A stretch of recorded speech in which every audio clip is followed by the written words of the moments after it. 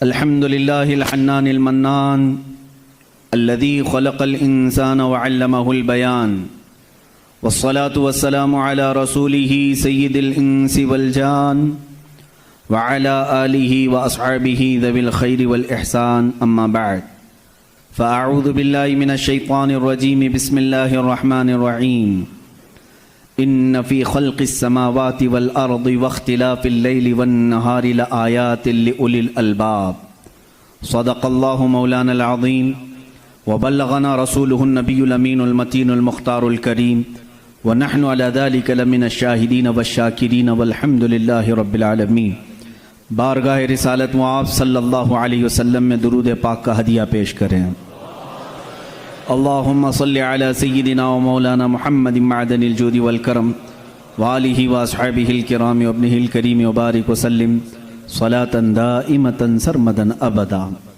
सबसे पहले अल्लाह अज़्ज़ व जल का करोड़ा करोड़ शुक्र व एहसान अदा करते हैं अल्हम्दुलिल्लाह कि उसने अहले बैत अतहार, सहाबा कराम, अम्बिया कराम और अपने अपने और उसके रसूल के ज़िक्र जमील के लिए हम जैसों का इंतखाब फरमाया है।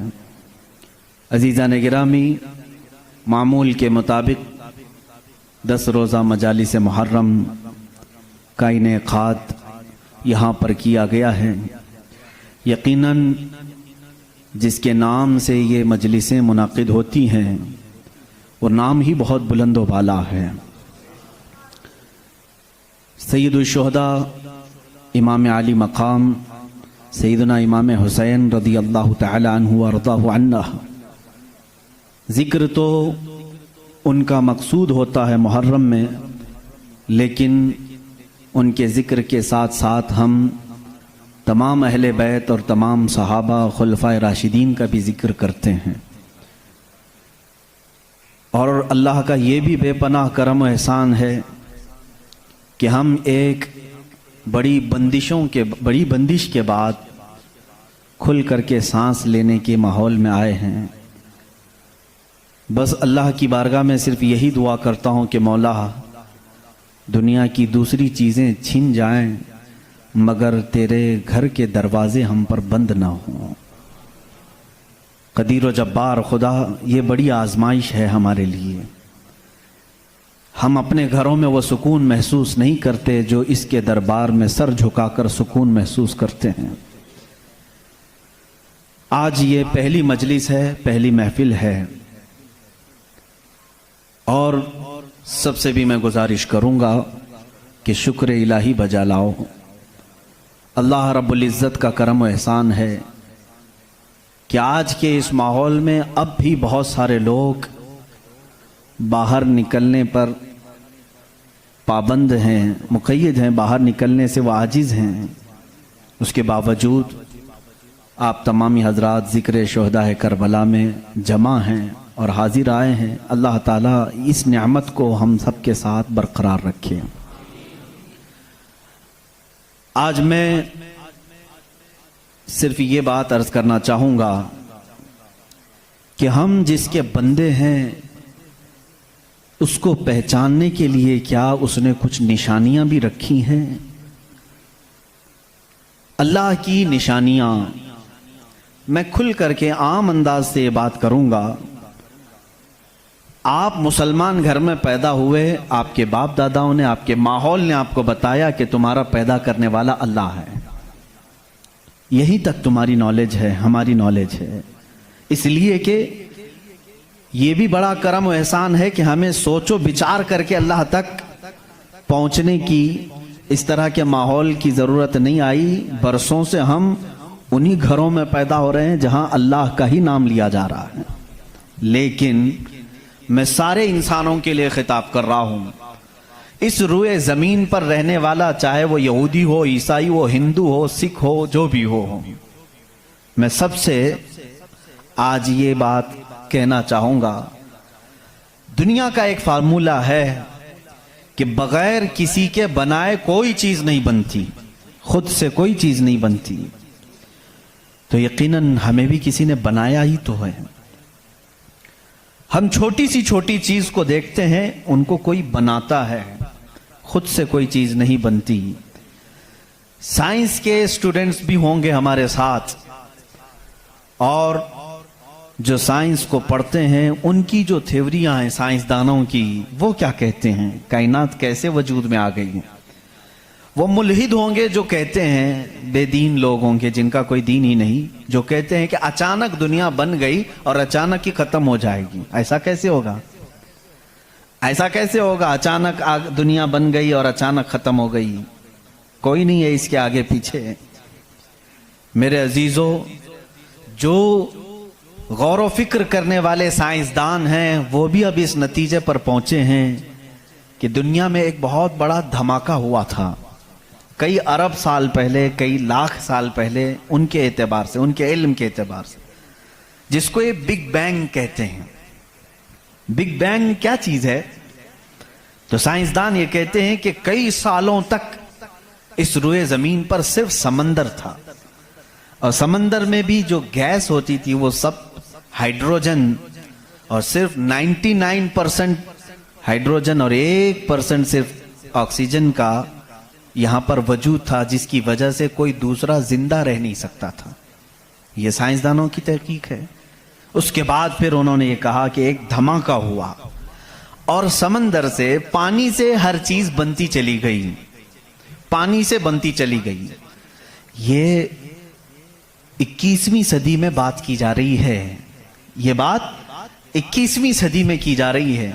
और साइंस के वजूद की तारीख में अगर आप जाएंगे तो ज्यादा से ज्यादा ये 400 साल पहले तक की तारीख होगी। 16वीं सदी में, 17वीं सदी में, 17वीं सेंचुरी में साइंस की कुछ न कुछ चीजें इजाद होने लगी, जिसको आज हम साइंस कह रहे हैं। और कुरान में मौला फरमाता है, वजअलना मिनल माइ कुल्ल शैइन हय्यिन, हमने हर चीज को पानी से बनाया है। ये रब ताला फरमा रहा है, उसका कुरान अजीम गवाही दे रहा है। कुरान किस जमाने में उतरा वो भी आपके जहन में होना चाहिए। किस जमाने में कुरान आया है ये भी आपके जहन में अच्छी तरह से फिट होना चाहिए, ताकि अब साइंस की तहकीकात और उस जमाने को मैच करके देख सकें आप। कुरान उस जमाने में आया है जहां यूरोप में लोग जानवरों के साथ रहते थे। अमेरिका का तो इंकशाफ भी नहीं हुआ था, अमेरिका नाम का कोई मुल्क है ये पता भी नहीं था लोगों को। जितनी दुनिया थी इसमें सबसे ज्यादा तहजीब वाला मुल्क, तमद्दुन वाला मुल्क ईरान था, अरब थे, रोम थे, बाकी सब तो बिछड़े हुए लोग थे। रोम, ईरान और अरब को उस जमाने में तहजीब वाला कहा जाता था। उनकी तहजीब का आलम यह था कि जब मेरे आका सल्लल्लाहु तआला अलैहि वसल्लम मदीने तैयबा में तशरीफ लाए, ये बहुत बड़े तहजीब वालों की बात मैं कर रहा हूं, यानी बहुत नॉलेज रखने वालों की बात कर रहा हूं। इतना नॉलेज था कि जब मेरे आका मदीने में तशरीफ लाए तो सिर्फ 6 लोगों को लिखना आता था। ये बड़े तमद्दुन वाले लोग थे, बड़े नॉलेज वाले लोग थे। उस जमाने का इल्म यहां तक पहुंचा हुआ था। मेरे अजीजों, बाकी यूरोप वगैरह का हाल तो बहुत ही बदतर था। यहां तक कि आबादी कैसे बनाई जाए ये सलीका इस्लाम ने बताया है। रोड तक बनाने के तरीके, रास्ते कैसे बनते हैं, ये भी कोई इल्म नहीं था पहले। लोग सितारे देखते थे और चलते जाते थे। आज जो रोड बने हुए हैं इसकी इजाद ही सैयदना उमर फारूक ने की है रदी अल्लाह ताला, कि आम एक रास्ता होना चाहिए, हाईवे होना चाहिए, उसको पक्का बनाना चाहिए कि लोग इसी से गुजरे। आज आपको रास्ते इतने बने हुए हैं इसलिए कोई तारा नहीं देखता, सिर्फ सामने देखते हैं। अब तारे देखेंगे तो फिर बड़ा मसला हो जाएगा। उस जमाने में तारे देख करके चलते थे। अजीजा ने गिरामी, यूरोप का हाल उस जमाने में यह था कि नॉलेज नाम की कोई चीज नहीं थी। वो लोग अंधविश्वास, जैसे आज भी हमारे यहाँ कुछ लोगों में मौजूद है, अंधा यकीन, इन चीजों पर बहुत अमल करते थे। जैसे अपशगुन हो जाना, ये तमाम मामलात में बहुत वो आगे थे। हत्ता कि बीमारियों को भी वो बीमारी नहीं समझते थे। जैसे आज यूरोप जादू टोने पर यकीन नहीं रखता, हर चीज को बीमारी कहता है। उस जमाने में हर बीमारी को वो जादू समझते थे, शैतान समझते थे। बीमारी का उनको इदराक भी नहीं था। इस्लाम में जो फुक़हा पैदा हुए, जो अतिब्बा पैदा हुए, जो साइंसदान पैदा हुए, उन्होंने बीमारी के मुतालिक बहुत सारे तहकीकात पेश किए। सिर्फ ये बात मैं अर्ज करना चाहूंगा कि कुरान उस जमाने में नाजिल हुआ है जब इल्म का वजूद ज्यादा नहीं था लोगों के पास, इतना कि कोई इक्का दुक्का लिखना जानता था। और किस पर नाजिल हुआ यह भी आपके जहन में होना चाहिए।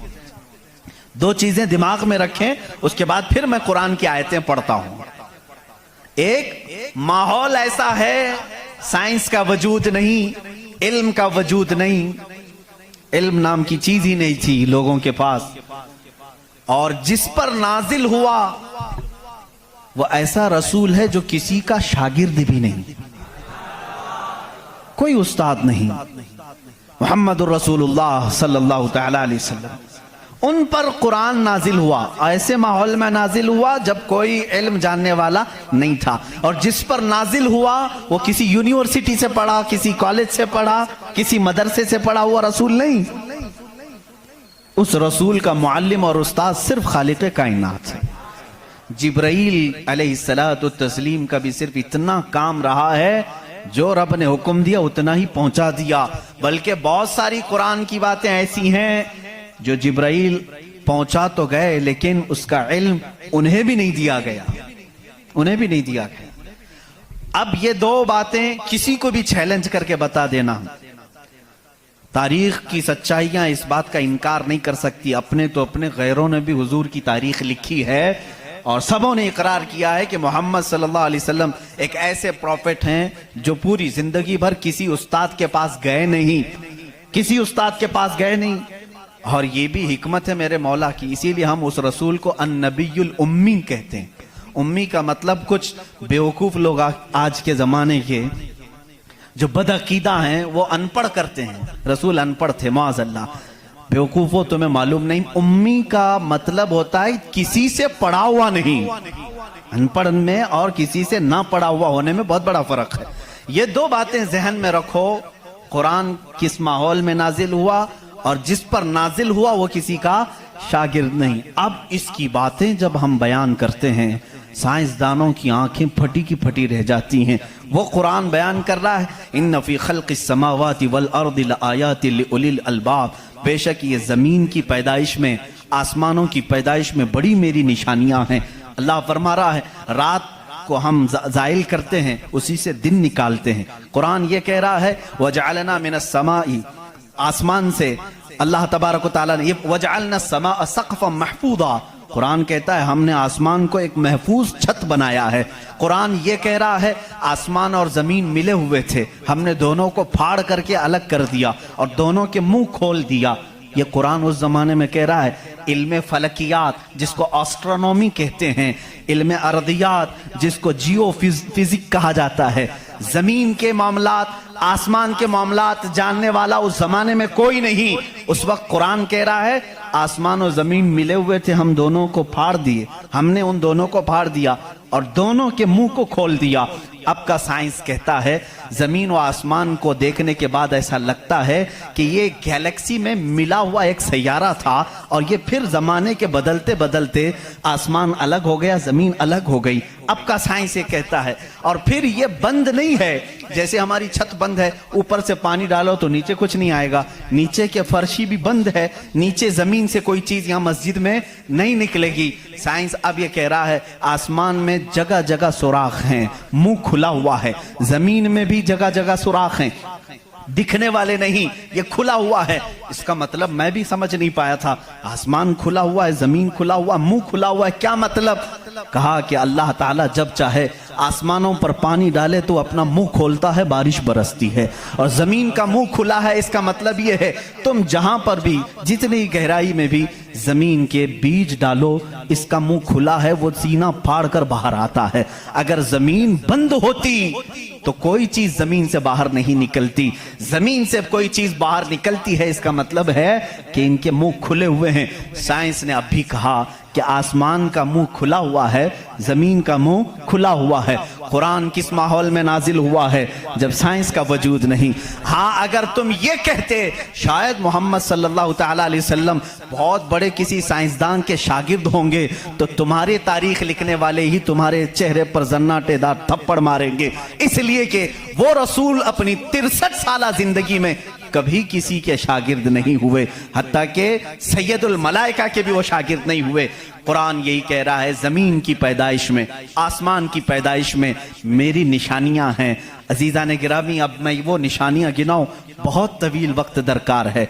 कभी आपने महसूस किया कि आसमान अल्लाह की निशानी है? अल्लाह की निशानी है।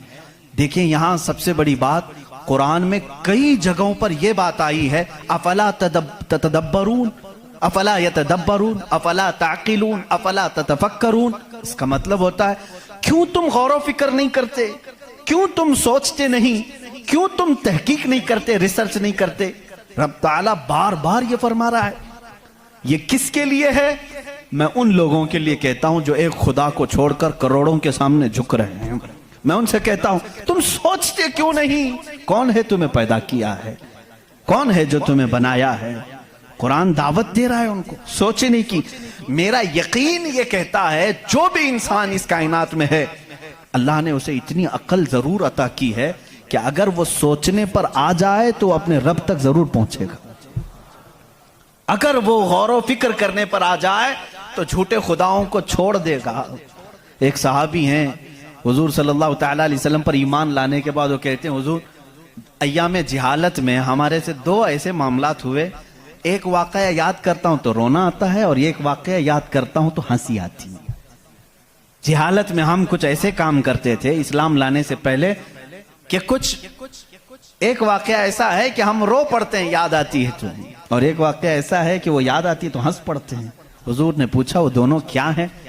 उन्होंने कहा, जिहालत में जब हमारे घर बेटी पैदा होती तो हम उसका गला मरोड़ कर दफन कर देते थे। हमने अपने हाथों से कई बच्चियों को दफन किया। वो जब भी याद आता है तो रो पड़ते हैं, रोना आता है।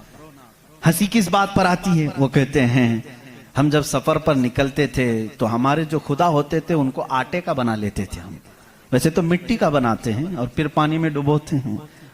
उनकी ज़ुर्रियत आज भी मौजूद है। अरब वालों में अगर मैं बयान करूं कि हाथों से खुदा बनाए जाते हैं तो उन्हें यकीन नहीं आता। हिंदुस्तान वालों को बहुत जल्दी यकीन आएगा। तो वो सहाबी कहते हैं, हम आटे के बनाते थे। उनके जो खुदा होते थे वो आटे के बनाते थे, क्योंकि मिट्टी का, पत्थर का उठाकर लेकर जाने में बोझल होता था, वजन होता था। इतने बड़े खुदा को कहां लेकर के घूमते रहे। वो साहबी कहते हैं, हम आटे का बना कर ले जाते। फिर हंसी किस बात पर आती है? कहते हैं, अगर सफर में ज्यादा भूख लगती, कभी उसका हाथ तोड़ के खा लेते थे, कभी उसका पेट काट के खा लेते थे, क्योंकि आटे ही का था। आज भी लोग करते हैं, शक्कर का बनाते हैं। बहरहाल, तो वो सहाबी कहते हैं, मुझे अय्याम जहालत की ये बातें याद आती हैं तो मैं हंस पड़ता हूं। खैर, मैं और तफसील में नहीं जाऊंगा। अजीजा ने गिरामी, गौर व फिक्र करने की जिसके अंदर आदत होगी, वो अंधविश्वास, सिर्फ फैले हुए बेयकीनी पर ईमान नहीं लाएगा। आज भी बहुत सारे ऐसे न्यूट्रल किस्म के लोग हैं जो मुसलमान नहीं हैं, मैं जानता हूं उनको। वो खुद आइडल वर्शिपर्स नहीं हैं। वो खुद इस बात का इनकार करते हैं कि अपने हाथों से बनाई हुई चीज की इबादत कैसे की जाए। हम उस पावर को मानते हैं जो हमारी आंखों में नहीं आता मगर हम सबको देख रहा है। ऐसे लोग भी हैं। हाँ, अगर कोई इस तरह का मुआहिद है, वो अल्लाह की वहदानियत को तस्लीम करता है, तो उसके हिदायत की भी उम्मीद है। मैं ये कह रहा था, आसमानों और जमीनों में अल्लाह ने फरमाया मेरी निशानियां हैं। गौर व फिक्र करना चाहिए। निशानी कैसे? पूरी दुनिया के बहुत तरक्की याफ्ता साइंस से मेरा ये चैलेंज है, मेरी ये बात का ये चैलेंज है। बहुत तुमने तरक्की की, लेकिन एक ऐसी छत बना करके दिखाओ जिसका कोई पिल्लर ना हो। हवा में छत कायम करके दिखाओ, और वो भी इतनी मोटी होनी चाहिए, इतनी मोटी कि जिसके बारे में हुजूर अकरम सल्लल्लाहु अलैहि वसल्लम ने फरमाया कि उसकी मोटाई 500 साल अगर कोई घोड़ा दौड़े तो तय ना हो पाए। वो आसमान की मोटाई। मैं उतनी मोटाई की बात नहीं करता हूं, 1 किलोमीटर चौड़ी ही कोई बना करके दिखा दें। साइंस हमारा बहुत तरक्की कर चुका है, नहीं बना सकोगे। लेकिन कायनात की इस पूरी जमीन पर अल्लाह रब्बुल इज्जत ने एक छत हमारे सरों पर रखी है, और सबको मालूम है वो छत कैसी है, बगैर पिल्लर वाली। कहीं उसको सुतून देखा आपने? अल्लाहुल्लज़ी रफ़अस समावाति बिगैरि अमदिन तरौनहा। कुरान कहता है वो अल्लाह ही है जिसने बगैर सुतून के आसमानों को बनाया, और तुम भी उसको देख रहे हो। कुरान चैलेंज कर रहा है, तुम भी उसे देख रहे हो। और हैरत की बात यह है, हमारे पिल्लर वाली छत के बारे में तो यकीन होगा अब ये गिरेगी नहीं, लेकिन अगर ये तड़कने लगे, कहीं से आवाजें आने लगे, हम भाग करके कौन सी छत के नीचे जाते हैं? पिल्लर वाली छत से हमको खौफ लगता है आजकल गिर ना जाए, और पनाह लेने के लिए उस छत के नीचे जाते हैं जिसका कोई पिल्लर ही नहीं। अल्लाह की निशानियां हैं इसमें। अल्लाह रब्बुल इज्जत फरमाता है तुम देख रहे हो इन आसमानों को हमने कैसे कायम किया है। अब इसकी तहकीकात जो एस्ट्रोनॉमी पढ़े हुए हैं वो जानते होंगे। इल्म फलकियात उसको कहते हैं, आसमानों का इल्म। ये भी अभी सबको पूरा हासिल नहीं हो सका। जो हमारी नजरों में नजर आ रहा है ये तो धुआं है, बादल है। आसमान तक पहुंचने के लिए पता नहीं कितना सफर। और इसमें अल्लाह रब्बुल इज्जत ने सितारों के एक ऐसे झुरमुट को रखा है। आसमान कितना चौड़ा है, कितना लंबा है, गेस कर सकते हैं हम? कभी गेस करेंगे आप? मैं सिर्फ एक हिसाब बताता हूं। उस आसमान में अल्लाह ताला फरमाता है कुल्लुन फी फलकिन यस्बहून। सूरज, चांद, जितने भी गैलेक्सी के स्टार्स हैं, तारे हैं, ये सब आसमान में तैर रहे हैं। अल्लाह फरमा रहा है, सूरह यासीन की आयत है, ये सब आसमान में तैर रहे हैं, लटक रहे हैं। अच्छा, जिस पर लटक रहे हैं जाहिर सी बात है वो बड़ा होना चाहिए। अब वो कितना बड़ा होगा? वो छत की चादर कितनी बड़ी जिस पे सूरज भी लटक रहा है, चांद भी लटक रहा है। हमने साइज पूछा साइंसदानों से, साइज पूछा कि ये कितने बड़े बड़े हैं जो आसमान में लटक रहे हैं। तो उन्होंने कहा सबसे करीब जो हमारा सितारा है, सैयारा है, जमीन से जो सबसे करीब सैयारा है वो चांद है। और सूरज का क्या हाल है? कहा सूरज जमीन से 13 लाख गुना बड़ा है। 13 लाख गुना बड़ा। अब यहां हमारी अकलें शशदर हो जाती हैं, किसी के पास कैलकुलेटर भी नहीं, कितना हिसाब करें। 13 लाख गुना बड़ा जमीन से, हमारे तस्वुर में नहीं आता। वो कहां लटक रहा है? आसमान में। चांद इससे 50 गुना बड़ा है जमीन से, वो कहां है? आसमान में। अच्छा, इतना ही नहीं, ये गैलेक्सी के अंदर सूरज से 50 गुना बड़े इतने सैयारे हैं कि जिनमें से सिर्फ अभी 40% का दरियाफ्त की जा चुकी है, बाकी 60% अभी तक साइंसदानों को पता ही नहीं।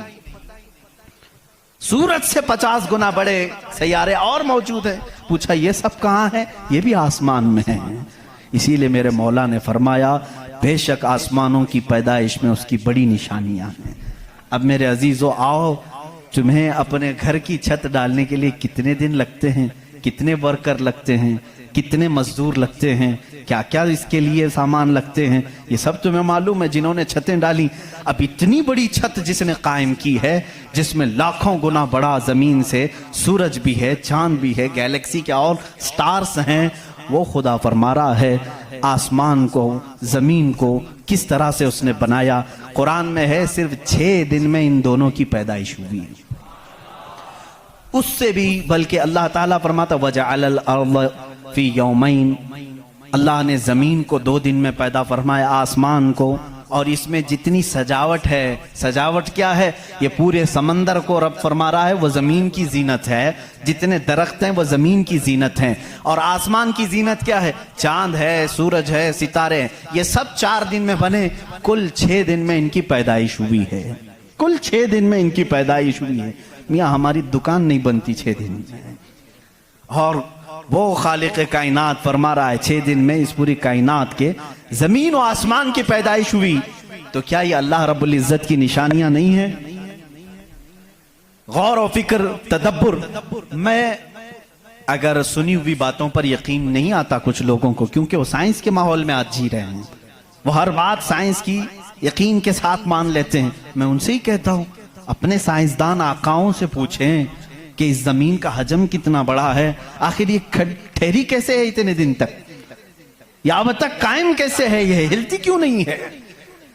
अच्छा, उसके बाद रब ताला फरमाता है हमने इस जमीन को पानी पर बिछाया है।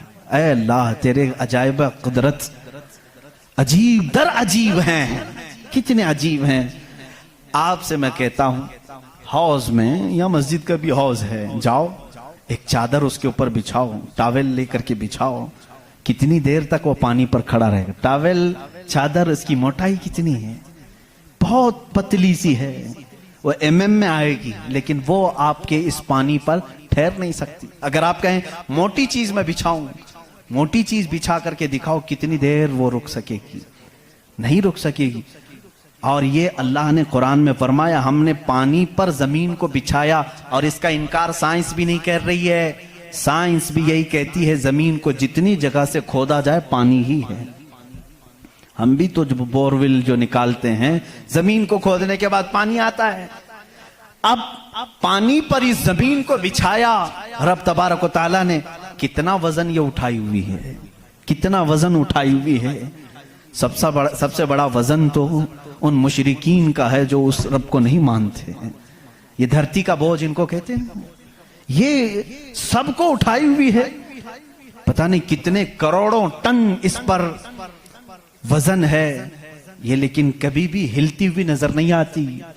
लेकिन उसको भी कुरान में अल्लाह फरमा रहा है हमने इस जमीन को हिलने से रोकने के लिए जगह जगह पर पहाड़ों को मेख बनाकर गाड़ दिया। वल जिबाल औतादा, और पहाड़ों को हमने मेख बनाकर गाड़ दिया है। अब इसकी तहकीक इस जमाने में, मैंने अपने पढ़ने के जमाने में इसकी एक तहकीक अपने उस्ताद के पास पढ़ी थी। सफा मरवा के बारे में इख्तिलाफ चल रहा था। सऊदी यहूदी हुकूमत ने सफा मरवा को पूरी तौर पर ख़त्म करने की नापाक कोशिश की और अलग से उन्होंने मसआ बनाया सही करने का। तो इख्तिलाफ उलमा में था कि इन्होंने ज़्यादा चौड़ा कर दिया। उसी ज़माने में ये तहकीक हुई पहाड़ जो है इसका वजूद ज़मीन पर कैसा होता है। इन सऊदियों ने कहा पहाड़ ऐसा ऊपर शेप में ऐसा होता है, ट्रायंगल होता है, ऊपर से कोना होता है, नीचे चौड़ा होता है। इन सऊदियों ने कहा नीचे भी ये जड़ें छोड़ता है, फैलता हुआ जाता है, जैसे दरख्त ऊपर होता है और नीचे उसकी जड़ें फैली हुई होती हैं। तो इन्होंने कहा नीचे भी वो पहाड़ का हिस्सा है, इसलिए हमने बाजू में भी रास्ता बनाया ताकि सफा मरवा की सही अगर हो रही है तो वो पहाड़ों के बीच में ही हो रही है। मेरे उस्ताद गिरामी मिस्र के हैं, उन्होंने पूरी इस पर तहकीक के साथ किताब लिखी, चैलेंज किया, कहा पहाड़ों को अगर खोद करके देखो हमारा यकीन ये कहता है।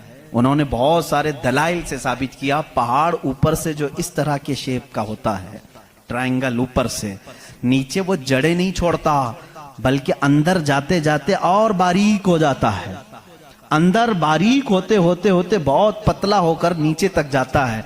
मैंने पूछा नीचे कितनी अंदर तक है? उन्होंने कहा जो पहाड़ तुम्हें ऊपर दिख रहे हैं ये पहाड़ का 1% है, बाकी 99% पूरा नीचे होता है। ये पहाड़ों की ऊंचाई, ये पहाड़ों की जो ऊंचाई है ये 1% है, 99% पूरा नीचे होता है। हैरत में पड़ गए, इतना नीचे पहाड़ है। कहा यही तो बात है, क्या तुम दीवार में जब मेख ठोकते हो तो ऊपर कितना दिखता है और अंदर कितना रहता है? 2 इंच का अगर हम ले रहे हैं मेख और कील तो उसका मुंह सिर्फ ऊपर थोड़ा सा, वो भी mm में होगा, और 2 इंच तक अंदर वो दीवार में धंसा हुआ होगा। और जब कुरान में मौला ने फरमाया है जमीन पर हमने पहाड़ों को मेख बनाकर गाड़ दिया है, आज साइंस ये कह रहा है कि पहाड़ 9 गुना नीचे अंदर तक मौजूद है। कुरान किस जमाने में नाजिल हुआ? एस्ट्रोनॉमी नहीं थी, एस्ट्रोलॉजी नहीं थी, जमीन के ये जियोफिजिक नहीं थे, आला जात नहीं थे, तहकीक के लिए माइक्रोस्कोप, टेलीस्कोप कुछ नहीं था। उस जमाने में कुरान जमीन के अंदर की बात बता रहा है। ये अजीम मौजिज़ा है कुरान का मेरे अजीजों। इसीलिए कुरान कहता है सोचते क्यों नहीं, फिक्र क्यों नहीं करते। वही है खालिक कायनात जिसने इस पूरे निज़ाम को बना रखा है। ये इतनी नहीं है, ये जो जमीनों में नजर आ रही हैं इनकी तहकीकात करते करते कई लोगों की जिंदगियां खत्म हो गई। कुछ चांद की तहकीक पर चले, कुछ सूरज की तहकीक पर चले, कुछ जमीन की तहकीक पर चले। इंसानों को भी अल्लाह ने ये इल्म दिया है, ये अक्ल दिया है। ये जो साइंसदान अपनी तहकीक कर रहे हैं ये कभी ये ना समझें कि ये हमारी मारे हुए तीर हैं, बल्कि अल्लाह अपने बंदों को खुद इतनी समझ बूझ देता है कि वो उसकी निशानियों की खोज लगाएं और कायनात को बताएं कि कोई तो है जो ताकत इसे चला रही है, कोई तो है निजाम जो इसकी परवरिश कर रहा है। लेकिन ये धोखाबाज बन जाते हैं कुछ लोग कि वो तहकीक करके समझ तो जाते हैं, लेकिन बाद में जब उनको इल्म होता है कि इसके पीछे कोई ताकत है वो बता नहीं पाते, इसलिए कि कुफ्र इनके दिलों में रच बस चुका है। आपको एक और साइंस के स्टूडेंट्स के लिए भी ये बात है, आपको मालूम है ये सितारे जो हैं, सैयारे हैं, ये अपनी उम्र मुकम्मल करके, अभी अभी की बात है ये, साइंस एक बड़े साइंसदान ने और नासा के लोगों ने भी जो खला पे जाते हैं स्पेस पे, इन लोगों ने ये बात पेश की कि सितारे जितने भी हैं गैलेक्सी में उसमें से कुछ की उम्र हजारों साल की होती है, लाखों साल की होती है। जब इनकी उम्र मुकम्मल होती है तो ये एक जगह जाकर के टूट जाते हैं, दाखिल हो जाते हैं, जिनको ब्लैक होल कहा जाता है। ब्लैक होल क्या है? साइंसदान कहते हैं उसकी तहकीक अभी तक नहीं हो सकी। एक बहुत बड़ा सुराख है, बहुत बड़ा सुराख, जिसमें ये सितारे जाकर के खत्म हो जाते हैं, इनकी जिंदगी यहां खत्म होती है। कहीं ये बातें आपको सूखी तो नहीं लग रही हैं? आज बहुत ही ज्यादा साइंस बोल रहे हैं। जरूरत इसके लिए है मेरे अजीजों, मैं अपने दीन को उन लोगों के सामने रखना चाहता हूं जो सिर्फ साइंस को अपना खुदा समझते हैं। आओ कुरान पढ़ो, कुरान इसकी बुनियादें तुम्हें देगा साइंस की। ब्लैक होल क्या है साइंसदान नहीं बता सके, जबकि इनके पास अब बड़े बड़ी मशीनें हैं। ये जो नासा के लोग खला में जाते हैं, एक एक साल तक के लिए चले जाते हैं, कई महीनों के लिए चले जाते हैं और तहकीकात करके ला रहे हैं। चांद पर इन्होंने कैमरे लगाए और वहां की तस्वीरें ये भेजने की बात कर रहे हैं, लेकिन फिर भी ब्लैक होल मालूम नहीं। मैं उस मोहम्मदुर रसूलुल्लाह सल्लल्लाहु अलैहि वसल्लम की बात कर रहा हूं जो किसी भी साइंसदान का शागिर्द नहीं, जो किसी उस्ताद के पास बैठा नहीं। उस रसूल पाक की जुबान से कुरान की आयत निकली सूरह वाक़िया की। अल्लाह फरमाता ला उक़सिमु बिमवाक़िअन नुजूम इन्नहु लक़समुन लौ तअलमून अज़ीम। अल्लाह फरमाता कसम है उस जगह की जहां जाके सितारे टूट जाते हैं, बेशक अल्लाह रब्बुल इज्जत की इसमें बड़ी शान है अगर तुम समझ सको।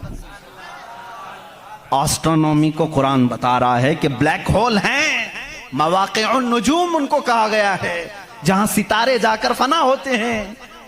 अजीज़ान गिरामी, ये तकलीफ सिर्फ हमारी है कि हमने कुरान अजीम को उस लेवल के एतबार से पढ़ा नहीं है। साइंस के लिए जो लोग MBBS कर रहे होंगे या फिर इंजीनियर बन रहे होंगे, उनसे भी मैं ये दावत देता हूं कि कुरान को भी कभी इस एंगल से पढ़ करके देखो, इसकी निशानियां इतनी अजीम है। मैं समझता हूं कि तुम्हें फिर कहीं इधर उधर मुंह मारने की जरूरत नहीं, मारिफत खुदाबंदी इसी से हासिल हो जाएगी। गौर व फिक्र करो, तुम्हें इसी से अल्लाह रब्बुल इज्जत की मारिफत हासिल हो जाएगी। कोई तो है खालिक। इमाम आजम अबू हनीफा रहमतुल्लाह तआला अलैह के पास एक दहरिया, इस जमाने के भी जो एथिस्ट होते हैं, एथिस्ट समझते हैं, एक नया ये चला हुआ, नया नहीं है पुराने ही है, नाम नया लगता है, मुल्हिद हैं ये। एथियज्म बहुत सारे लोग वो अपने दीन, अपना रिलीजियन के जगह पर ये लिखते हैं, आप देख लेना इनको, एथिज्म। आप मुस्लिम लिखते हैं, कुछ लोग हिंदुइज्म लिखते हैं, कुछ लोग क्रिश्चियनिटी कहते हैं, कुछ ज्यूज होते हैं, लेकिन कुछ हैं जो एथियज्म, एथिस्ट हैं। एथिस्ट का मतलब कोई खुदा नहीं, कोई दीन नहीं, कोई मजहब नहीं। ये बेचारे आवारा लोग हैं, ये लावारिस लोग हैं जो इस तरह से कह रहे हैं। अब इनकी बात मैं आपको बताऊं, एथिज्म, इस तरह का एक एथिस्ट इमाम आजम अबू हनीफा के पास आया। उसने कहा खुदा है, तुम बार बार खुदा की बात करते हो, मुझे तो नहीं लगता, कोई नहीं है, अगर है तो दिखता क्यों नहीं।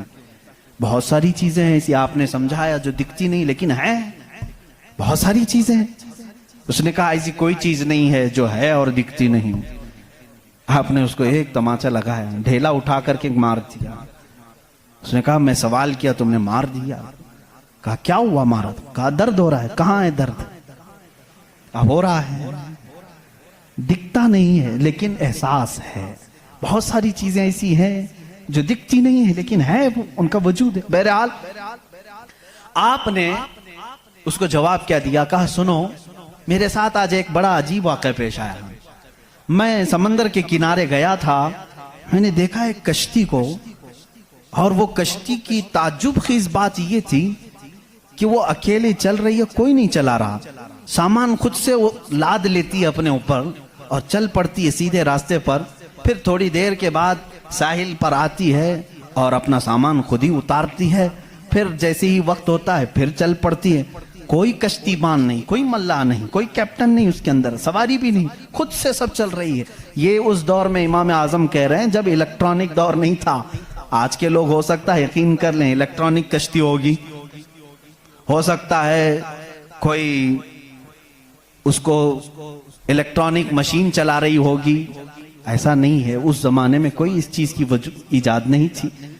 उसने कहा क्या पागलपन की बातें कर रहे हो, किसको बना रहे हो तुम? क्या ऐसी कोई कश्ती है जो खुद से सामान भी उतारती है और चढ़ा भी लेती है और चलने भी लग जाती है?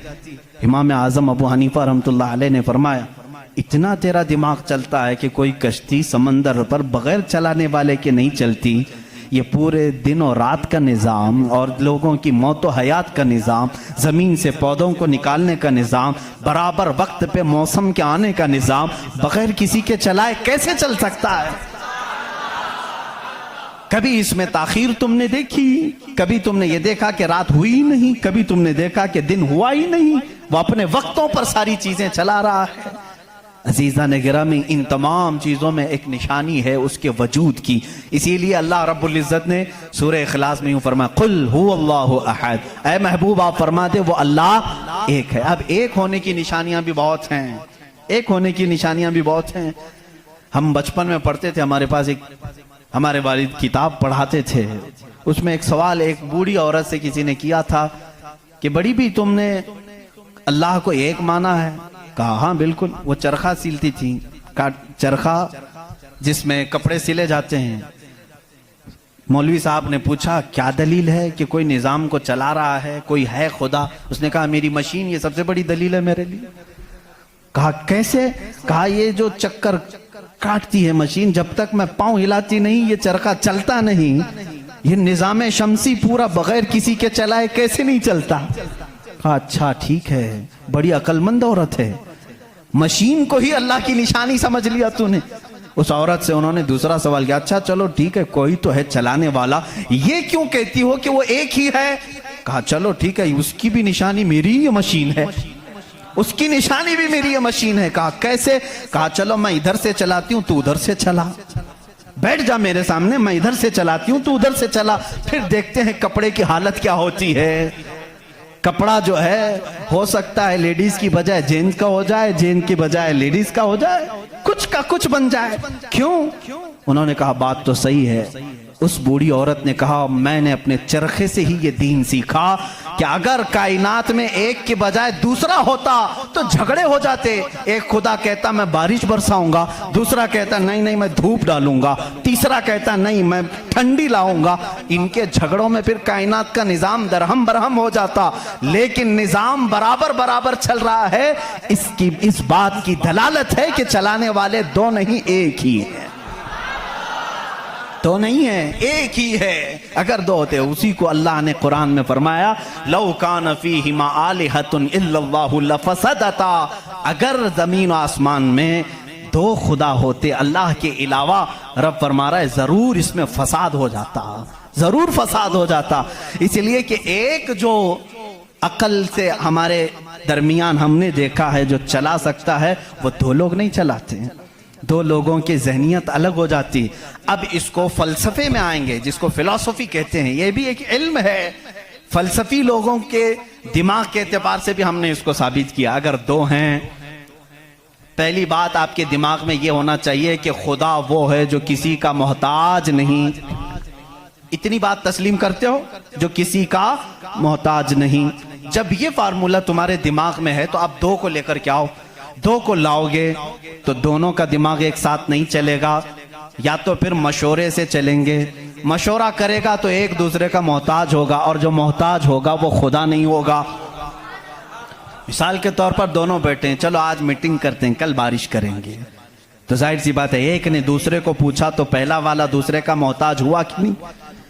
अब खुदा के बारे में हमारा तस्वुर यह है, वो अपने कामों में किसी की शिराकत नहीं चाहता, कोई शरीक नहीं है उसका।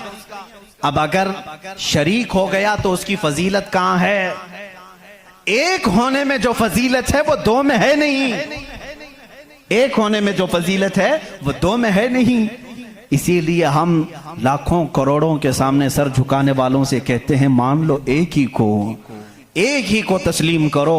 इसलिए कि जितने अदियान हैं दुनिया में तकरीबन सबके यहाँ एक तस्वुर है खुदा का तस्वुर। एथिज्म को छोड़ करके मैं बाकी सब की बात करूं, हिंदुओं के नजरियात में भी खुदा का तस्वुर है, कोई तो है, एक भगवान के कुछ भी नाम ले। ईसाइयों के मजहब में यही हमारे रब्बे जुल जलाल का तस्वुर है, खुदा का वो भी यकीन करते हैं। यहूदी भी खुदा को मानते हैं, सिखों के यहाँ भी है। तकरीबन दुनिया में जो भी रिलीजियस है, किसी मजहब को मानता है, उन सब मजहबों में खुदा का तस्वुर है। लेकिन अब ये झगड़ा है कि मानने में कौन खुदा है कौन नहीं है। यहां तक तो सब मुत्तफिक हैं, है कोई तो है, लेकिन यहां आकर के चूक जाते हैं कि किसको मानना चाहिए किसको नहीं। इसलिए मेरे अजीजों, इस्लाम ने वो निशानियां रब्बे जुल जलाल के वाहिद होने की और उसके ताकतवर होने की रखी हैं जिसको आज तक दुनिया इनकार नहीं कर सकी, और कुरान के इस मौजज़े को आज तक कोई चैलेंज नहीं कर सका। मैं साइंसदानों से भी कहता हूं, आपको एक बात ये भी मैं बता दूं, अभी 18वीं सदी की बात है। 18वीं सदी में अमेरिका का सफर करने वाले एक साइंसदान ने एक नई चीज का इंकशाफ किया। अटलांटिक ओशियन में या समंदर के एक हिस्से में एक ऐसी जगह है जो बिल्कुल ही डार्क है, डार्क स्पेस उसको कहते हैं, यानी वहां रोशनी बिल्कुल नहीं, सूरज की एक किरण भी वहां नहीं आती, इतना वहां पर, इतनी वहां तारीकी है। ये कब? 18वीं सदी में, यानी आज से 200 साल पहले की बात है।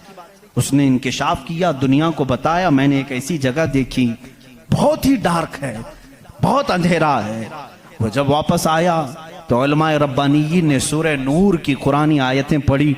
अल्लाह फरमाता है कि इज़ा अखरज यदहु लम यकद यराह व मन लम यजअलिल्लाहु लहू नूरन फमा लहू मिन नूर। अल्लाह फरमाता है हमने कायनात में एक ऐसी जगह रखी है कि उस पे अंधेरियों पर अंधेरियां हैं, अगर तुम हाथ भी निकालोगे तो हाथ भी नजर नहीं आएगा, हाथ भी नजर नहीं आएगा। ये कहां का? ये इल्मुल बहर जिसको कहते हैं, समंदरों का इल्म रखने वाला, जो पूरी जिंदगी समंदरों की खोज में लगा दिया, वो ला करके बताया। उसने सोचा मैं बहुत बड़ा तीर मारा हूं, लेकिन जब बताया कुरान पढ़ने वालों ने कि ये तो कुरान में है, अल्लाह फरमा रहा है एक डार्क स्पेस है कायनात में जहां तुम हाथ भी निकालोगे तो नहीं नजर आएगा, इतना डार्क है। वो सटपटा गया, परेशान हुआ, मैं इसकी तहकीक करूंगा।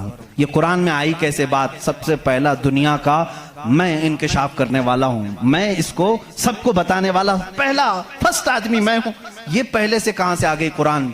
फिर वही दो बातें मैं बताता हूं मेरे अजीजों, उसको भी यही झटका लगा कि ये कुरान उस जमाने में नाजिल हुआ जब साइंस का वजूद नहीं था, और उस पर नाजिल हुआ जिसको दुनिया में किसी ने सिखाया नहीं था।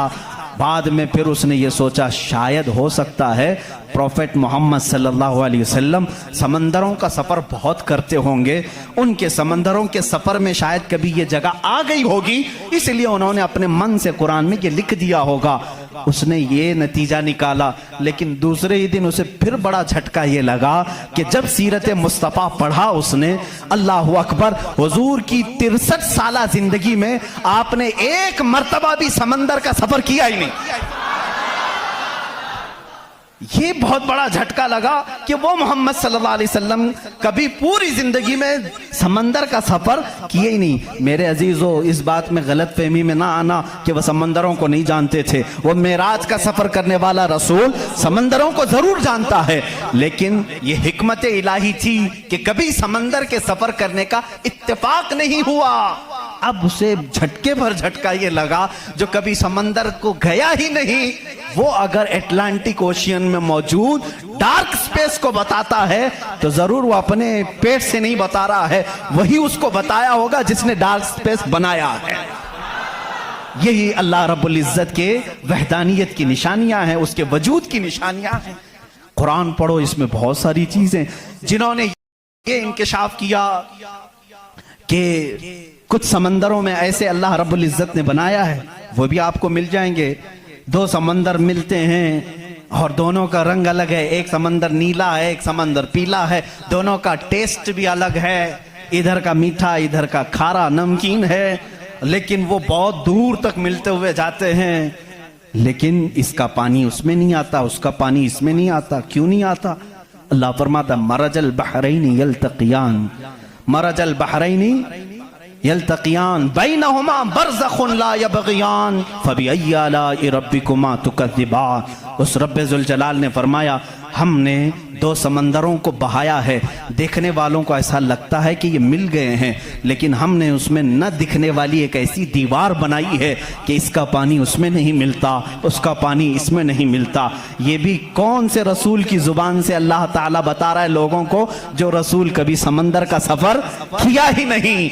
उस रसूल की जुबान से अल्लाह ने दो समंदरों के मिलने की बात की। साइंसदानों, अब तो तुम्हें मानना ही चाहिए कि कुरान रसूल का अपना बयान किया हुआ कलाम नहीं है, उसी का ये कलाम है जिसने समंदरों को इस तरह पैदा किया।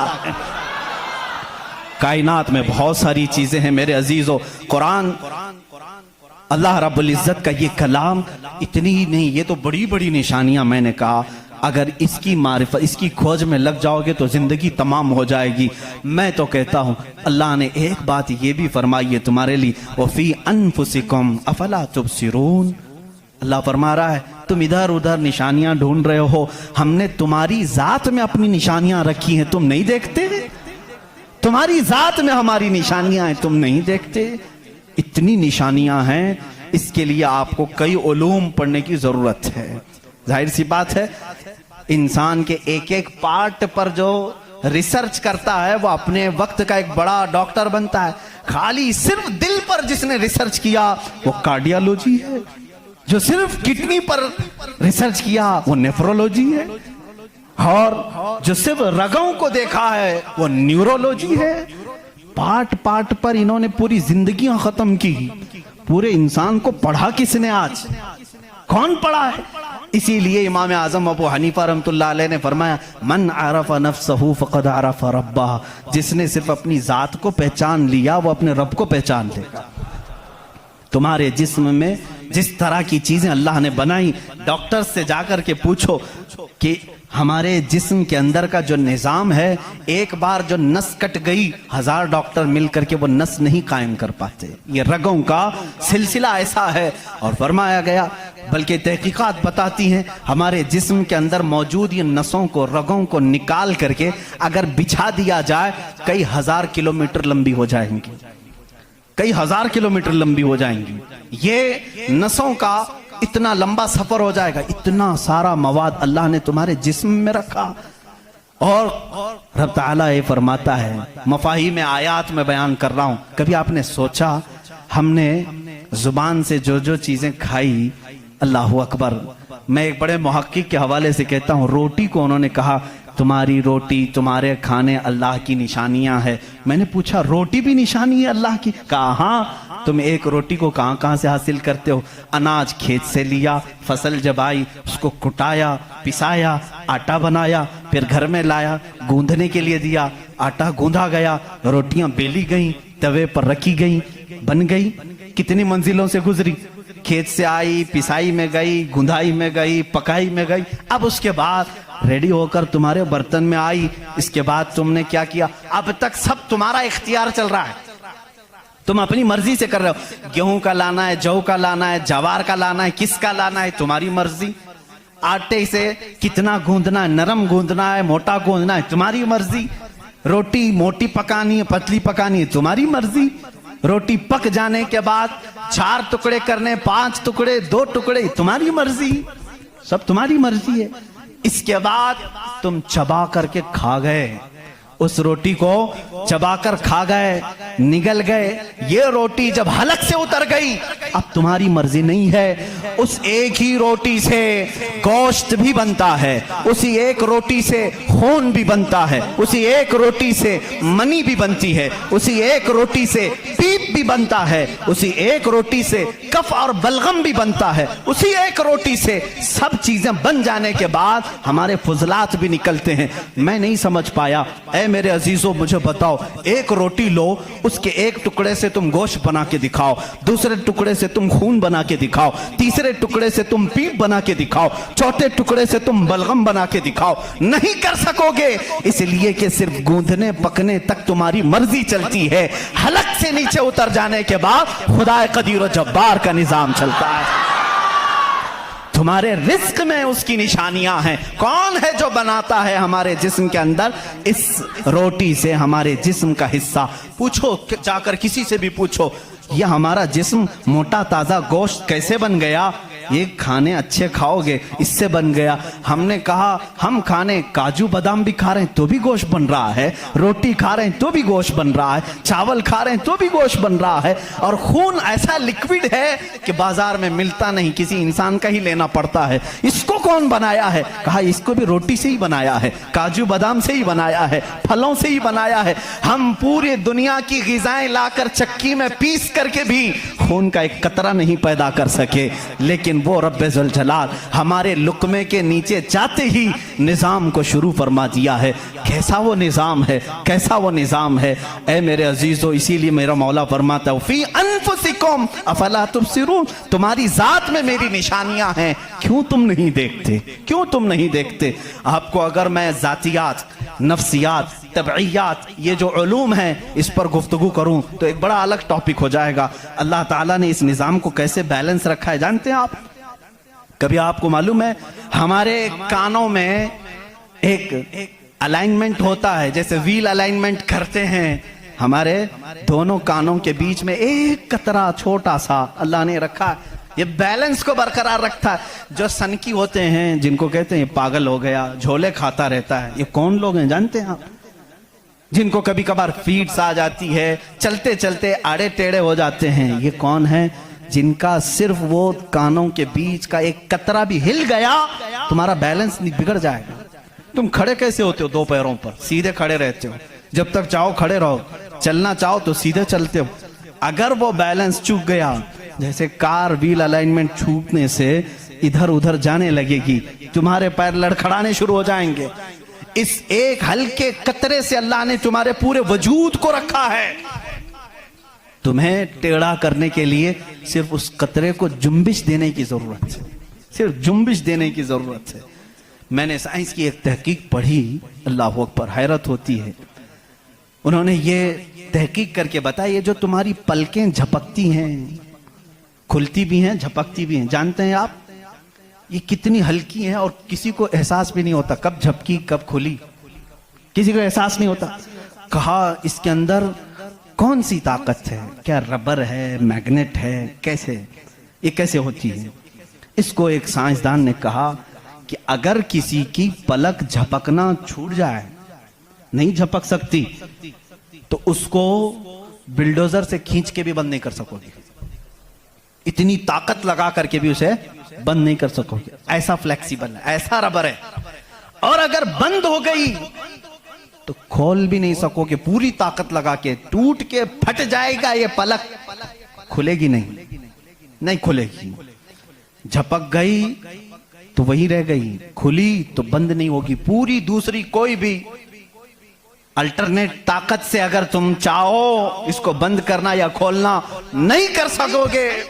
उन्होंने कहा बस हमारे इन पलकों में अल्लाह ताला ने एक हल्का सा रबर रखा है जो फ्लेक्सिबल है और बगैर तुम्हारे चाहे भी ये हिलती है, बंद होती है। और कहा कि अगर इन पलकों में ये झपकने और खुलने का मादा ये ख़त्म हो जाए, ये रबर, ये फ्लेक्सिबिलिटी ख़त्म हो जाए, तो वो इंसान पागल हो सकता है, बल्कि आंख न बंद होने की वजह से वो मर भी सकता है।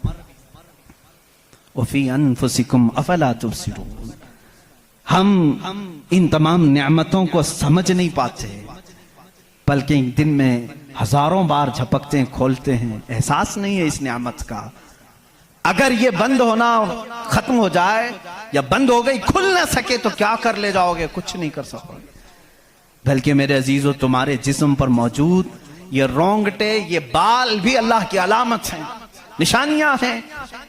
जानते हो, बाल सब एक ही तरह के हैं, लेकिन अभी 2 ही दिन कबल मैं पढ़ रहा था, जहन क्या है जाता नहीं इन चीजों की तरफ, क्योंकि मामूल पे चल रहे होते हैं। एक साहब ने मुझसे सवाल किया कि हजरत, बाल जो है हमारी आंखों पे भी हैं, पलकों में, और ऊपर भवों पे, आईब्रो भी हैं, और बाल सर पे भी हैं और दीगर जगहों पर हैं। सर के बाल और दीगर जगहों के बाल बढ़ते हैं, ये बाल बढ़ते क्यों नहीं? बाल सेम है, बाल सेम है, ये बढ़ते नहीं, और ये बढ़ते ही रहते हैं, इनको जितना काटो बढ़ते ही रहते हैं। ऐसा क्या है? अल्लाह अकबर। उस दिन मुझे हैरत हुई, मैंने कभी इस चीज पर तवज्जो नहीं की, कभी नहीं सोचा। हो सकता है आपका जहन न गया हो। पढ़ने पर एक मुहक्किक ने यह भी लिखा है, देखने में ये सारे बाल एक तरह से हैं, इन बालों में सारी चीजें एक ही तरह की हैं, देखने में ये काले हैं तो वो भी काले हैं, कुव्वत भी इनकी सेम है, लेकिन अल्लाह रब्बुल इज्जत ने उन बालों में बढ़ने का खून रखा है, इन बालों में बढ़ने वाला खून आता तक नहीं है, आता तक नहीं। अजीजा ने गिरामी, उसकी ये निशानियां हैं बहुत सारी, इसकी तहकीकात फिर किसी मौके पर मैं अर्ज करूं। और पेट के अंदर मौजूद चीजें जो अपना निजाम खुद ब खुद चला रही हैं, नहीं चला सकोगे, नहीं चला सकोगे। दिल जितनी मर्तबा ये धड़कता है, इसके अंदर जो प्रेशर है, कहा गया है ये जो खून को दबा करके जिस्म में फैलाता है, इसके मुतालिक साइंस ये कहता है इतना प्रेशर है कि दुनिया में किसी फव्वारे पे, किसी फाउंटेन में इतना प्रेशर नहीं होगा जितना दिल में प्रेशर है। और ये इतनी तेजी से एक बार पंप करता है कि खून पूरे जिस्म में नाखून तक आ जाता है। एक बार के पंप पर, एक बार इस तरह दिल ने दबाया खून को बाहर, तो खून नाखून तक पहुंचता है, इतना प्रेशर उसके अंदर है। अमेरिका की एक लेबोरेटरी में एक पाकिस्तानी आलिम दीन गए थे, कार्डियोलॉजी थे वो डॉक्टर, वो एक आलिम को लेकर के गए, और कार्डियोलॉजी नहीं, रेडियोलॉजी भी गालिबन कुछ है, जिसमें आवाजें सुनने का आला होता है, एक मशीन होती है जिस्म के अंदर हरकत करने वाली हर आवाज को उसमें सुना जा सकता है। पलक आप झपकते हैं, आप सांस लेते हैं, तो इसकी आवाज कैसी होती है। तो उन्होंने कहा आज चलिए लेबोरेटरी में मैं आपको बताता हूं कि दिल की आवाज, हम तो यहां हाथ रखते हैं तो धक धक धक की आवाज आती है। तो उन्होंने कहा हम आपको इससे सुनाते हैं। एयरफोन लगाए गए, बड़ी बड़ी मशीनें थी, हल्की सी भी वहां पर हवा भी आती तो उसकी जोर आवाज आती है। वो एक लैब है। ये आलिम दीन कहते हैं मैंने सुना दिल की आवाज। मैंने पूछा उस डॉक्टर से कि आपके हाँ हर आवाज का नाम लिखा गया है, दिल जो आवाज करता है इसका क्या नाम है आपके यहाँ? कहते हैं दिल जो है लप लप लप लप ये आवाज करता है, साइंस में ये लिखा गया है। वो मुस्कुरा है, कहा थोड़ी सी खता हो गई, बल्कि दिल कहता है रब रब रब रब। हर इंसान का दिल जो धड़कने की आवाज आती है मशीनों से उन्होंने खुद सुना। हाँ हो सकता है कुछ तोतले लोग होते हैं रा को ला कह जाते हैं, हो सकता है तुम्हें लप लप लप सुनाई दिया हो, मगर मेरा ईमान ये कहता है हर दिल रब रब रब ही कहता है। जो उसको धड़कन दिया है, अगर वो दिल उसे याद ना करे। अजीज़ा ने गिरामी, कायनात की बहुत सारी चीज़ें उसकी निशानियां हैं, समंदरों में उसकी निशानियां हैं। आपको मालूम है समंदरों का इल्म, इल्मुल बहर जिनको मालूम है, जो गौते लगाते हैं, वो कहते हैं ज़मीन पर जितनी मखलूक़ात है इसके 10 गुना ज़्यादा मखलूक़ात समंदरों में मौजूद है। समंदरों में यहाँ जितने कीड़े देख रहे हो, कितने मकोड़े देख रहे हो, यहाँ जितने किस्म की मखलूक़ात आप देख रहे हैं, इसके 10 गुना ज्यादा मखलूक़ात समंदरों के अंदर है। कौन है जो उनके रिस्क का इंतजाम करता है? कौन है इनकी परवरिश पर? समंदरों का इल्म अलग है। कहते हैं हम अंदर जाते हैं तो उसके अंदर इतनी चीजें कि हर बार नई चीजें दिखती हैं। और उन्होंने कहा कि कई लाख किस्म की मछलियां गिन ली गई, लेकिन हर बार गोता लगाते हैं तो फिर नए रंग की मछली नजर आती है। इनको रंग देता कौन है उसके अंदर? अजीजा ने गिरामी, समंदरों के इल्म में लोगों ने कहा इसकी गहराइयों में क्या क्या मौजूद है। कुछ बातें तो अकल तस्लीम करती हैं, जैसे आपको मैंने कहा समंदर में मछलियां हैं, अंदर पेड़ पौधे भी हैं, आप सब तस्लीम करेंगे, होते होंगे, मखलूक़ात हैं, हाँ होते होंगे, सब होते होंगे। लेकिन एक कुरान के फरामीन तफासिर में यह कहा गया है समंदर के अंदर आग भी है। अब कहां से तस्लीम करोगे? समंदर के अंदर आग है, कैसे तस्लीम करोगे? जाहिर सी बात है तुम इनकार करोगे। पानी और आग हो ही नहीं सकता, और वो भी पानी हल्का फुल्का पानी नहीं, समंदर का जोशीला पानी। और यहां पर इस्लाम में ये बातें कही गई हैं कि समंदर के अंदर आग है। लेकिन ये दुनिया को उस वक्त नजर आ गया जब सुनामी आई थी। इंडोनेशिया में जो साहिल पर सुनामी की लहरें जिन्होंने देखी, जिसकी रफ्तार 2000 किलोमीटर पर आवर थी, 2000 किलोमीटर पर आवर की रफ्तार से वो पानी चल रहा था, और उसकी हाइट जो मौजों की वो 200 फीट ऊंची थी। 200 फीट ऊंची लहरें 1000 किलोमीटर पर आवर की रफ्तार से जब जा रही थी, तो मुशाहिदा करने वालों ने कहा जब वो लहरें चलती थी तो पीछे आग के शोले निकलते थे, समंदर में आग के शोले निकलते थे। आज साइंस इस बात को तस्लीम कर चुका है, समंदर में कई ऐसे पहाड़ हैं जो आतिशफिशा हैं, जिनको वोल्केनो कहा जाता है। आग उगलने वाले पहाड़ हैं, आग उगलने वाले पहाड़ हैं।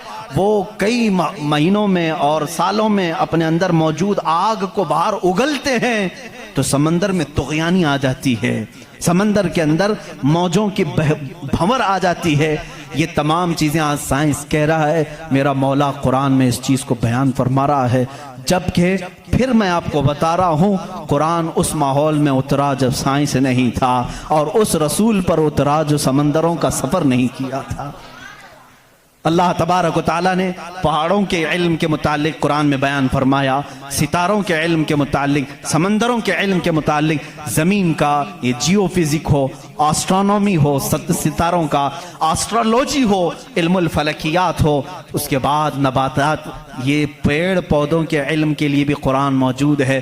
अल्लाह रब्बुल इज़्ज़त इनके मुतालिक भी फरमा रहा है, इनके जोड़ बनाए गए। आज दुनिया ये कह रही है कि एक पेड़ को दूसरे पेड़ से लगाते हैं तो फल अच्छे आते हैं, फल अच्छे आते हैं। ये हदीस पाक में मिलता है। मदीने तैयबा में कलमी करते थे सहाबा उस वक्त खजूरों की। अजीज़ा ने गिरामी, पेड़ पौधों की जब तहकीकात होती हैं तो अब इस पर भी साइंस हैरान है कि हमने फूलों को देखा, ये फूल जब खिलते हैं तो इसमें अचानक आकर के पेंट कौन कर जाता है, ये रंग कौन डालता है। हमने दरख्तों को हरा ही देखा है, हरे ही होते हैं, लेकिन जब फूल निकलते हैं तो ये रंग आता कहां से है। उसकी तहकीक करते करते डालियों को लोगों ने चीर दिया, पत्तों को फाड़ दिया, लेकिन फूल का रंग पूरे दरख्त में कहीं नहीं पाया, कहीं नहीं पाया। इन पौधों को और इन फूलों को कौन रंग देता है? बल्कि हद तो यह है मेरे अजीजों, उसकी सबसे बड़ी चीज ये निशानियों में से ये भी है कि पेड़ पौधों को तुम लहलहाते हुए आज देखते हो, इनकी पैदाइश पर क्या तुमने गौर व फिक्र नहीं किया? ये कैसे पैदा होते हैं, कैसे निकलते हैं? अल्लाह अकबर। इनको तुमने जमीन के अंदर बो दिया था, मिट्टी डाल दी थी और उस पर पानी डालकर बराबर कर दिया था, लेवल कर दिया था, और अचानक दूसरे दिन तीसरे दिन जाकर देखते हो वो जमीन का सीना चीर कर बाहर आया हुआ है। इतना ही नहीं, वो छोटा सा कोंपल निकला हुआ पौधा बाहर आता है। अब वो कितनी चीजों को फेस करता है, हवाओं का भी मुकाबला कर रहा है, तूफान भी आ रहे हैं, लेकिन वो पौधा वहीं लगा ही लगा है। छोटे पौधे को बड़ी से बड़े तूफान हिला के नहीं कर सके। कौन है वो हल्के पौधे की हिफाजत कर रहा है? बड़ी बड़ी हवाओं से, वो बड़ी बड़ी ताकतों को उड़ा ले जाने वाली हवाएं आती हैं, लेकिन हल्के पौधे की हिफाजत हो रही होती है। वो फसलें लाने तक कौन है उनकी हिफाजत करता है? कुरान में 20वें पारे की शुरू की आयतें पढ़ोगे आपका यकीन ताज़ा हो जाएगा। अम्मन खलक़स समावाति वल अर्द व अंज़ल लकुम मिनस समाई माअ फ़अंबतना बिही हदाइक़ ज़ात बहजा मा लकुम अन तुंबितू शजरहा अ इलाहुम मअल्लाह। क्या अल्लाह के सिवा कोई है? अल्लाह फरमाता, कौन है जिसने जमीन को तुम्हारे लिए करार बनाया? कौन है जो जमीन को फाड़ करके उसमें नहरें बनाया? कौन है जो तुम्हारे लिए आसमानों को छत बनाया? कौन है जो इसमें से तुम्हें रंग बिरंगे पौधे निकालता है? क्या अल्लाह के सिवा कोई है? अ इलाहुम मअल्लाह। इस तरह की 5 आयतें जिसमें सवाल है, अ इलाहुम मअल्लाह, क्या अल्लाह के सिवा कोई है? अब मेरे अजीजों, मैंने आसमानों की बात की, ज़मीनों की बात की, गैलेक्सी की बात की, पेड़ पौधों की बात की, समंदरों की बात की, बल्कि मैंने तुम्हारे ज़ात की भी बात की। तुम्हारे जिस्म में मौजूद हर अज़ू, हर पार्ट अल्लाह की निशानी है, अल्लाह की निशानी है। तुम में से कोई भी एक अज़ू दूसरा डुप्लीकेट बना नहीं सकता। बनेगा तो साफ नजर भी आएगा। आंख चाहे तो बकरे की लगा लो, लेकिन दिखाई कुछ भी नहीं देगा। इस आंख के अंदर जो चीज मौजूद है वो दूसरा इसकी कॉपी कर नहीं सकता। रोबोट तो बहुत बना लिए, लेकिन जीने वाला, फीलिंग रखने वाला इंसान दूसरा तख्लीक नहीं किया जा सका। बल्कि वो कुरान में अल्लाह चैलेंज कर रहा है, तुम तो इंसानों के अभी ये कह रहे हैं कि जनीन बनाए जा रहे हैं, यानी हम डुप्लीकेट इंसान बनाने की कोशिश कर रहे हैं। यहूदी इस पर रिसर्च कर रहे हैं, लेकिन मौला तो फरमा रहा है कि ये एक मक्खी भी बना नहीं सकेंगे। 17वें पारे का आखिरी सफ़ा है जिसमें रब तबारक व तआला फरमाता है कि लन यख्लुकू ज़ुबाबन वला इज्तमऊ लह, ये सारे के सारे मिलकर के एक मक्खी नहीं बना सकेंगे। दअफ़त तालिबु वल मतलूब, ये कितने ही कमज़ोर किस्म के लोग हैं जो दूसरी तख्लीक की बात कर रहे हैं। इसीलिए मेरे अजीज़ हो, जब कोई बना नहीं सकता, इसीलिए इस्लाम ने कहा अपने हाथों से भी कोई जिस्म न बनाओ, इसलिए कि तुम खुदा बनने की कोशिश कर रहे हो। बनाना किसी के जिस्म को सिर्फ काम है, अल्लाह का काम है। अपने हाथों से कोई चीज तामीर, यानी शक्ल और सूरत वाली कोई भी चीज ना बनाओ जो अल्लाह की तख्लीक है। ऐसी चीजें जिसमें जान है, जो चलती फिरती हैं, इन चीजों को बनाने के लिए मना इस्लाम ने इसीलिए किया कि तुम कुदरत की तशबीह चाहते हो, अल्लाह रब्बुल इज्जत की बराबरी करना चाहते हो, तुमसे ये मुमकिन भी नहीं हो सकेगा। देखते हो आज हमारे यहाँ नाटक है, हमारे यहाँ लोगों का अंधविश्वास हम देख रहे हैं। बेवकूफ़ी की हद हो गई, हद हो गई आज भी कि लोग अपने हाथों से जिसको बनाए। मैं आपको बनाऊं, खुदा कौन है, तुम्हारा यकीन क्या होना चाहिए और दुनिया क्या चाहती है, मैं सबको खुलेआम मैसेज दे रहा हूँ, सबके लिए।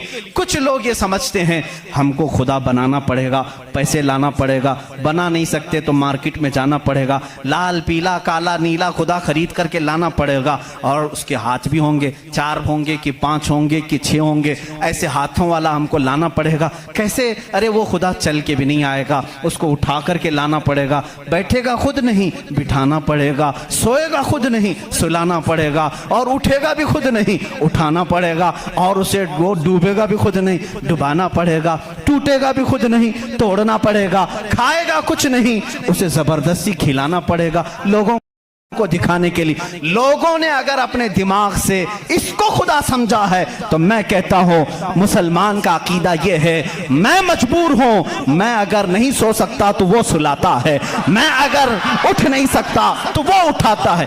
मैं खुदा को उठाता नहीं, मैं खुदा को बिठाता नहीं, बल्कि मेरा अकीदा यह है खुदा मुझे बिठाता है, खुदा मुझे चलाता है, खुदा मुझे सुलाता है, खुदा मुझे खिलाता है, खुदा मुझे पिलाता है। जब मुझे भूख लगे तो वो खिलाता है, जब मैं नंगा हूं तो वो पहनाता है, जब मेरी जान चली जाए तो वो मेरा हिसाब करता है। हम उस खुदा की तस्लीम, उस खुदा का अकीदा रखते हैं कि हम मोहताज हैं, वो मालिक व मुख्तार है।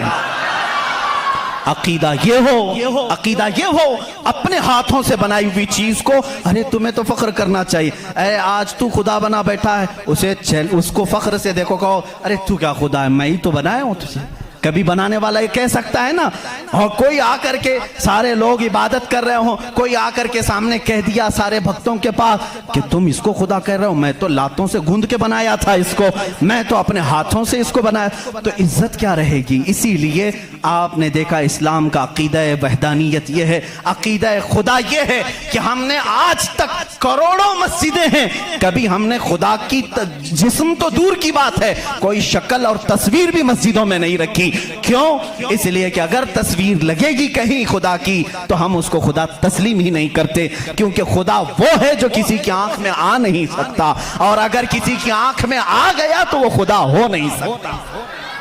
जो आंख में आ गया वो खुदा हो नहीं सकता। सिर्फ और सिर्फ दुनिया में इस्लाम वो है जो बगैर देखे उसकी बारगाह में झुक जाता है।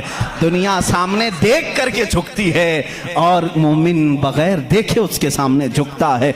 यही तुम्हारी सबसे बड़ी सिफत है ईमान वालों, जो कुरान कहता है युमिनून बिल गैब, ये वो बंदे हैं जो गैब पर ईमान लाते हैं। अब यहाँ आखिरी बात मैं करने आता हूँ, मेरा वक्त तवील हो गया। ऐ मौला तेरी निशानियां बहुत हैं, आसमान तूने बनाया, जमीन तूने बनाया, सितारे तेरे हैं, समंदरों का इल्म तूने इंसानों को दिया, सब कुछ तूने बनाया। लेकिन मेरा अकीदा, मेरा विजदान ये कहता है एक कायनात में सबसे बड़ी अगर कोई निशानी है तो वह मोहम्मद रसूलुल्लाह की जात है। फिर भी इसीलिए कहा मक्का के वो कुफार पूरी कायनात के सबसे बड़े काफिर हैं कि अल्लाह की सबसे बड़ी निशानी को देख करके भी ईमान नहीं ला सके, इसलिए कि वो रसूल ही बजाते खुद अल्लाह की एक ऐसी निशानी है। चेहरा व दुहा है, जुल्फे व लैल है, और दस्ते मुबारका और गले का नरम और नाजुक अंदाज ये है कि इंसान देख करके हैरत में रह जाता था। मुस्तफ़ा करीम सल्लल्लाहु अलैहि वसल्लम की ज़ात पर जब मैं गुफ्तगू करूँगा इंशाअल्लाह ये बताऊंगा मेरे अजीजों कि कायनात में सबसे बड़ी निशानी मेरे नबी की ज़ात है, मेरे आका की ज़ात है। और ये भी आपको तस्लीम करना पड़ेगा, आज हम जो झुक रहे हैं मस्जिदों में बगैर खुदा को देखे हुए, किसने बताया कि खुदा है? अगर वो मोहम्मद ना होते तो हमको खुदा का इदराक भी ना होता। इसीलिए हम कहते हैं, मैं मानता हूं अक्ल वालों मेरा मोहम्मद खुदा नहीं है, मगर दिलों में ये नक्श कर लो कि वो खुदा से जुदा नहीं है। व आखिर दावाना अनिल हम्दुलिल्लाहि रब्बिल